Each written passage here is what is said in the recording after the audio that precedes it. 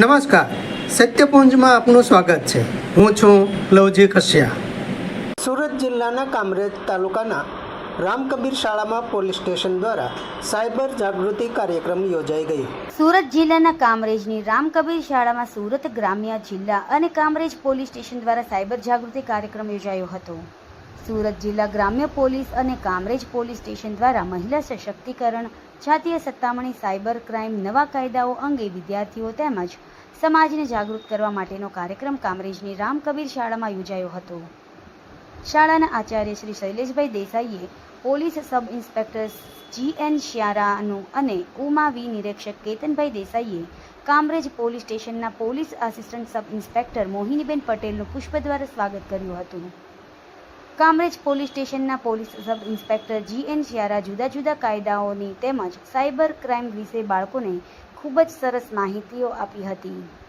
Assistant sub inspector મોહિનીબેન પટેલે દીકરીઓને નિર્ભય બની જાતીય સત્તામણીનો ભોગ ન બને તે માટે અને મહિલા સશક્તિકરણ અંગે પ્રેરણાત્મક સલાહ સૂચનો કર્યા હતા. નિવારણ કરવા માટે બહુ બધા પ્રયત્નો કરે છે, પણ એમાં પબ્લિકની ભૂમિકા એટલી છે. અગર જો પબ્લિક એ વસ્તુ એક્સેપ્ટ નહીં કરે કે આ વસ્તુ ખરેખર નાની ઉંમરમાં લગ્ન કરવા કોઈ પણ દીકરી કે દીકરાના એ હ્યુમન જનીન્સ છે એના માટે બી હાનિકારક છે અને સમાજ માટે હાનિકારક છે.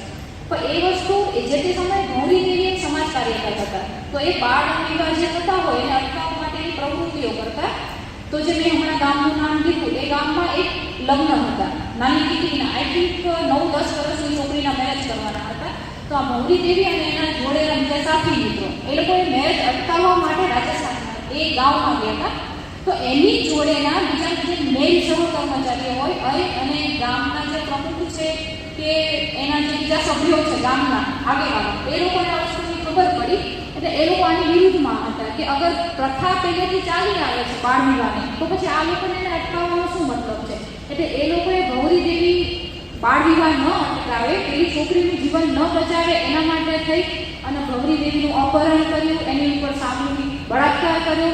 એ પછી ગૌરી દેવીએ કેસ બી કરેલો, પણ જે તે સમય પ્રમાણે નીચલી કક્ષાની જે અદાલતો હોય એમાંથી અમને ન્યાય મળેલો નહીં. એટલે પછી બીજી સામાજિક સંસ્થાઓ હોય, જેમ કે વિશાખા દેવીની એક સંસ્થા હતી, તો એ અને બીજી અગર સંસ્થાઓ બધે સપોર્ટ કરી અને સુપ્રીમ કોર્ટમાં ડાયરેક્ટ આની અરજી દાખલ કરી હતી કે ભાઈ આવી રીતે જે વ્યક્તિ સમાજના ઉત્થાન માટે કામ કરે છે અને એ પોતાના વર્ક પ્લેસ ઉપર હતી, એમને ન્યાય ન મળી શકવાનું કારણ એક જ હતું કે વર્ક પ્લેસ ઉપર હતી અને આ બનાવ બનેલો છે તેની રિસ્પોન્સિબિલિટી કોણ લે.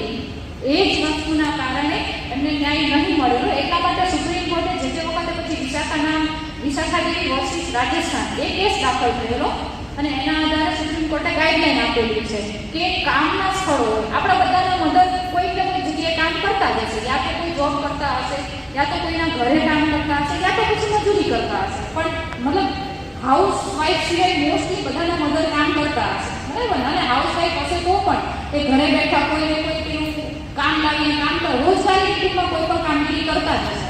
તો એ લોકોની આપણી સેફ્ટીની જવાબદારી આપણા પેરેન્ટ્સની છે, એવી રીતે આપણા મધર, આપણી બિગ સિસ્ટર છે, એ લોકોની સેફ્ટીની જવાબદારી આપણી છે. એ લોકો જે તે સમયે એટલું એજ્યુકેશન નથી એમની પાસે કે હાલમાં સરકારે એ લોકોને શું શું મદદ પ્રોવાઈડ કરી છે, શું સહાયો આપેલી છે, એમને નહીં ખ્યાલ હોય. આપણે જે સ્ટડી કરીએ છીએ સોશિયલ મીડિયાથી અવેર